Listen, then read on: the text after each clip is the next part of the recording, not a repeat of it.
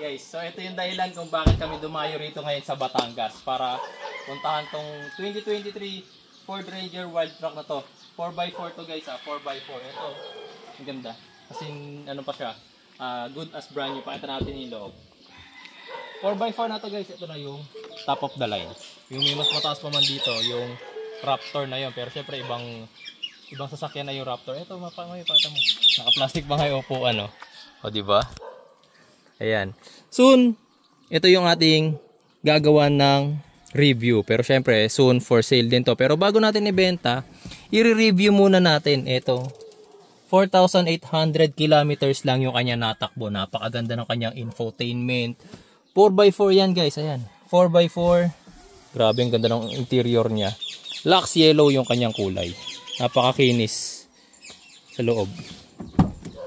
Yan o. Naka deep dish matting pa, di ba? As in talagang brand new condition pa to, guys. Kaya kahit napakalayo ng Batangas, dinaya namin. Ano nga biglaan nga punta namin dito. Decision namin mismong araw na to, biglang decide sige puntahan natin. Tapos ito yung aabutan namin. Sulit yung punta namin. Ito nyo, ultimo gulong niya, as in almost 100% pa. Syempre 4,000 kilometers pa lang, tapos napaka-finish pa niya oh. O diba? Abangan nyo to guys sa maiging vlogs natin sa susunod. Kasi ito yung gagawa natin ng mga different reviews. Tsaka iba't ibang impression test, diba? Yan, ganda oh. Ano to? Stepboard me. Yan. Ganda. Naka 360 camera yan. Meron na siyang 360 camera. Tapos, take note, this is a bi-turbo na. Bi-turbo na makina. Alam ko, same na sila ng makina ni Raptor. Kung di ako nagkakamali. Ganda. Bangan nyo guys. Talagang, anong to namin to. Ngayong araw lang namin pinagdesisyonan, tapos tinakbo na. Hindi, si Mrs. nagkakamera ngayon. Actually guys, gusto ko talaga magkaroon nito. Raptor o kaya itong Ranger Wild Truck for review purposes muna. Tapos sa mga nag-aabang kung magkano kabebenta, syempre wala pa tong price. Abangan nyo na lang sa mga interested, PM na kayo sa akin, di ba? Yan, nakakatuwa. Kinis, kahit wala kayo makita. Ultimo wala man lang gutter marks.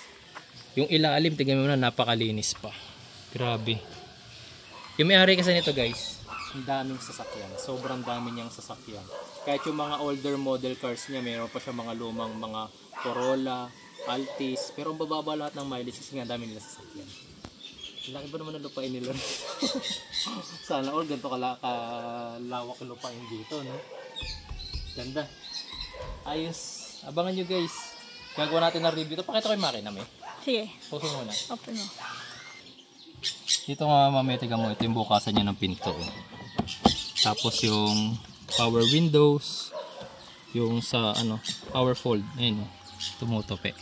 Diba? Tapos power seat, syempre. Power seat. Tapos ito yung isa pang maganda. Parang Tesla type na na infotainment. O, diba ang ganda? Astig guys, talagang as in nasa brand new condition pa tong sasakyan na to. Imagine 4,000 pa lang tinatakbo oh. Diba? Yan, pakita natin yung makina. So makita yung makina. Finally ay, wala pa lang damper. Akala ko may damper, kagaya na sa Everest ko, yung inaangat ko na lang. Gumagamit ko pala ito ng stand. Ang luwag ng engine bay niya oh. Oh, diba? Ang luwag ng engine bay. Ayan o, bi-turbo. O, diba? Bi-turbo. Ganda. Luwag ng engine bay yun. Hindi mahirap gumawa rito ah. Excited na akong iuwi ito. Sana magkaano na. May iuwi na natin ito ngayong araw. Ano? Parang nakangiti ka. Sabay pa tayo sabay. Sabay ba tayo? Finish no? Ayos na sa akin to. Andito na tayo sa Batangas. Baka naman. Idaan na natin sa Tagaytay yan. Tagaytay agad. Okay na. Ano na